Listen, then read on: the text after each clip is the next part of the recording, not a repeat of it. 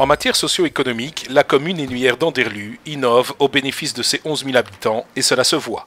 Depuis 2016, en effet, la bibliothèque communale, déjà bien achalandée, s'est agrandie pour accueillir un espace public numérique. Son but, réduire la fracture numérique grâce à du matériel performant et moderne, en ce compris une imprimante 3D récemment acquise. Certes, un EPN, il en existe beaucoup en Wallonie.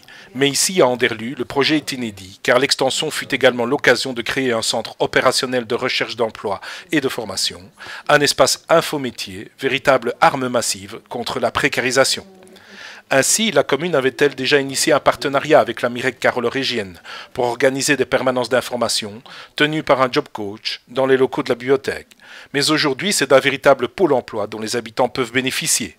Un lieu incontournable pour celui qui veut entamer des démarches administratives sur le plan de l'emploi.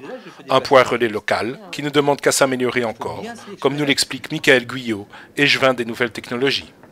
Donc notre objectif, étant donné que sur certaines parties d'Anderlu, il y a aussi des poches de précarisation, c'est regrouper des choses qui pour le moment sont parfois disparates, mais en leur offrant un cadre de cohérence. Nous sommes partis de ce constat-là pour redéployer le socio-économique de façon un peu plus innovante, je vais dire, au départ de notre bibliothèque communale. La bibliothèque peut être perçue comme un phare, un point de repère pour les habitants, au sens où la bibliothèque a cet avantage de pouvoir être un lieu d'accueil ouvert, surtout depuis que nous avons revu le desk d'accueil, et ce, avec pour objectif de fournir des informations et réorienter les gens lorsque cela est nécessaire. Il faut signaler aussi qu'au niveau d'Anderlu, nous n'avons pas de bureau, pour l'instant en tout cas, du Forem, de l'ONEM, de l'IFAPME, mais également absence d'école secondaire ou de lieux d'information socio-économique propres. La bibliothèque aussi devient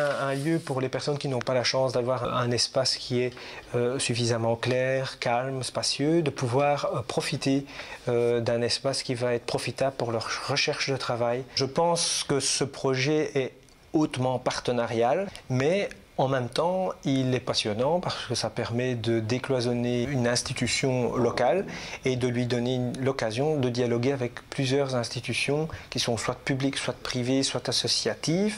Ce qui est en projet, ce sont toutes les extensions de partenariat. Et là, il y a du travail et j'ai évidemment encore énormément d'idées. Mais les autres niveaux de pouvoir peuvent, à mon avis, s'en inspirer. Ce sont des projets qui visent l'inclusion.